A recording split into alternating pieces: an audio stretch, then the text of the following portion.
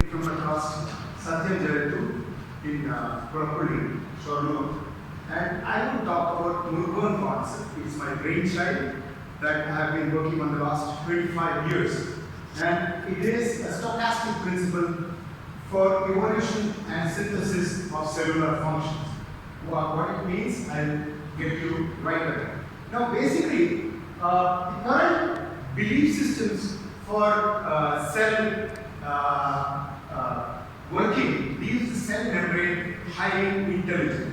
That is, the energy, ATP production, is through this noble recognized work where protons are pumped out, and then the protons, when they come back, it gives to ATP. This is chemiosmosis, for which Peter Mitchell got Nobel in 1978. This is a theory. And then the cell membrane is again seen as a very highly intelligent entity that can bind, recognize, transport chemicals, ions, molecules.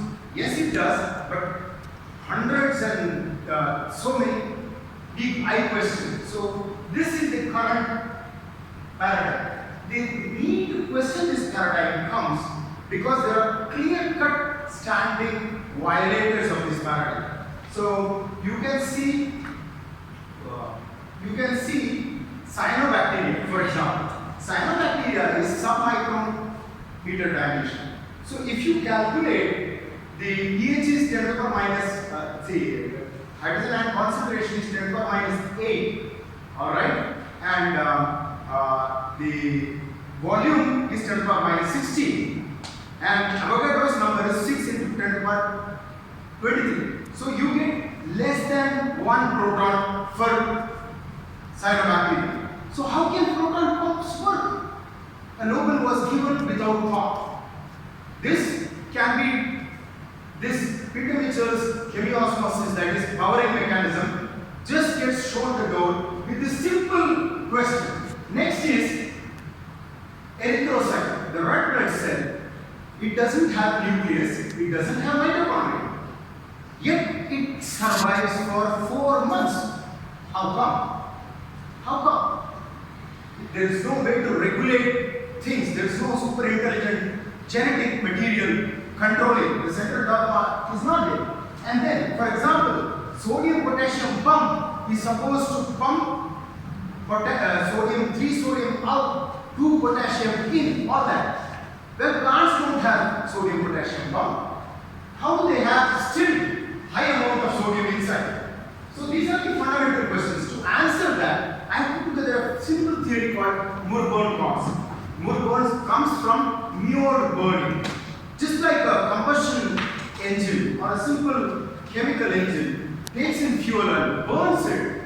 Similarly, I say that that's the contention that I had with the earlier speaker. Oxygen is needed by us not to use it at a particular place at the active site. Oxygen is needed to give superoxide and the radicals thereafter so that the cell gets energized and the electrical potent, all the properties that you see is because of that. So basically, classical catalysis, you have active site binding topography based recognition. In my theory, there are enzymes which generate diffusible reactive oxygen species and then they can interact with the substrate. So catalysis is indirectly done. And electron transfer, oxygen superoxide equilibrium can also give rise to electron transfer. That's the new thing. So basically, here you will have the multiple molecules and ions of the medium entering into an interactive equilibrium with the diffusible reactive species, and then you will have, so this will give an electrical property. The inside will be slightly negatively charged because of oxygen-centered radicals. So, and this whole process is what connects the cell as an intelligent unit. It doesn't need much complex things. It's a simple electrical thermodynamic equilibriums that connect. And then you get heat, pressure, all this ability for the cell to do simple work stems from this simple fundamental thing that was overlooked by cellular biochemists for the last 100 odd years. So now I say that along with the cell theory and the central dogma, murburn pivot or central fundamental living principle. Life here principle on parental. Now, what does it allow us to do? It allows us to explain how one particular enzyme can convert multiple molecules of different topographies, how it can get affected by different molecules. How can one enzyme convert a diverse array of molecules, different reactions? How can it give atypical kinetics, zero order, multiphasic, biphasic, and then it can explain transmembrane potential, and then variable stoichiometry, lab-to-lab variations, uncouplings, non-integral reaction ratios, and then very interestingly, unusual dose responses. At 10 milligrams you can get, because that molecule can stabilize a radical at 1 milligram, very low concentration, but it might not get stabilized at higher concentration because it will all collapse. So here the reaction control goes beyond molecular topography into thermodynamic properties, partitioning, spin, all such simple chemical controls that are known in real chemistry. Bind and it gets, when the superoxide comes out, it attacks ADP, phosphate is in the milieu, ATP gets made. This is the reason it doesn't need mitochondria, red blood cells. So cytochrome C, plastocyanin, lactate dehydrogenase. With these two simple examples, I will show you the relevance of murburn concept in simple single enzyme systems. And the rest complicated enzyme system, I don't have the time, I will not get into it. So for example, iron 3 can bind to superoxide, and then this dissociation can go via two ways, iron 2 and oxygen, or else iron 3 and superoxide. So this thermodynamic feasibility, people did not think it to be of physiological importance. It is of high importance. So that's what makes ATP in erythrocytes. And similarly, lactate dehydrogenase. Lactate dehydrogenase is present in our muscles as well as in liver. But Cori cycle, for which they got the Nobel, it says that after the lactate, after anaerobic exercise, the lactate that is formed in the muscle, it needs to be shipped to the liver for getting converted. Liver has 4 times lesser lactate dehydrogenase than the muscle. Why should it go to liver? Because in liver, cytochrome P450s and reductase are present, which use superoxide, high amount, that reddish brown color, that's only for generating superoxide. That's the reason. And when you incorporate that in a different reaction cycle, the forward reaction cycle, the lactate production is minus 476. So the reverse reaction will be plus 476 kilojoules. It will not be facile. This reaction will be facile using the superoxide. So now where does it get applied?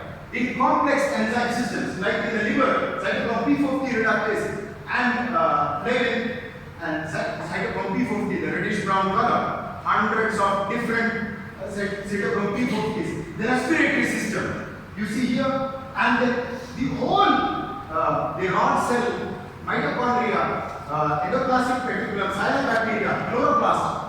The compaction of fatty lipid structures is for removing free protons so that oxygen-centered radicals get higher lifetime and they can do their jobs. So you see all these structures are better explained in the murburn purview. You see this subtending components have high amount of redox centers, 1 electron redox centers. They are deliberately present by nature. So ATP, complex 5, new function. This is the photoreception in the eye. This is a sodium potassium pump. All these are now explained with this. Also, the bacterial flagella, which was supposed to rotate, no longer rotates.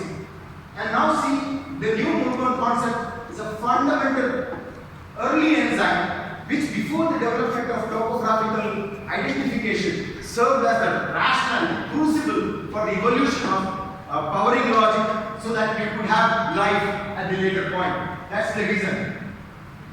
So, if you involve these diffusible reactive species, you have a coherent function of this cell without intelligence. You can have Ross reacting amongst themselves giving heat, and this allows the chemical powering also. It's found in all parts of the cell. And this fundamental outlook, this fundamental outlook challenges all these reddish idea fonts are multiple novel, the underlying ones are multiple novel recognized ones, the chemistry ones. Jensku, Paul Boyer, Peter Mitchell, they are all disproved already in my works. Very simple. The proton, for example, these are my collaborators, and the fundamental chemistry message that we want to take home is that biochemists consider that enzyme reactions are reversible. No. Mixie, you put in fruit, you can get juice and pulp. You cannot invert the mixie and put juice and pulp to get the fruit. It has to have another way of doing the reaction. So, DRS invoking reactions, oxygen, we need it. Without that, we die in minutes only because of these kinetics. Very simple. And if you come to my talk tomorrow, you will see how cyanide, for example, sir, your carbon dioxide absorption, how cyanide kills. Carbon monoxide kills only much greater than 40%, but cyanide kills at 2 to 3%. Current people think that cyanide binds to heme and that's how it stops. No, cyanide is a very facile modulator of superoxide hydroxyl conversion to water. So it is not a binding agent, it's a catalyst.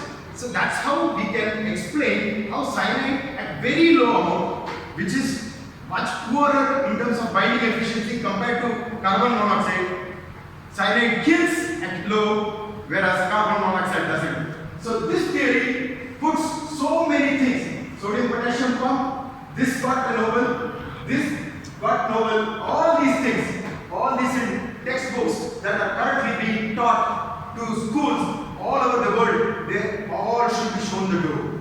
Because I have conclusively demonstrated without any iota of any doubt, with logic that all chemical physicists can understand. But biologists, it's very difficult to convince biologists. Thank you so much. Thank you to Dr. Menon for giving me this opportunity to talk. Thank you organizers. Thank you, dear chair, to give me this time. I could get some time. Thank you so much. The questions I can take.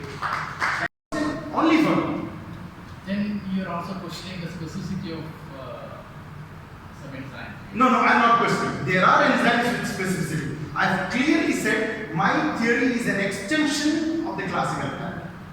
My theory is a larger set of events that encompasses even the diffusible reactive species. I am not denying the existence. Yes. My email is murburn@satyamjaitu.com. Anybody can feel free to contact. Thank you so much. Thank you so much.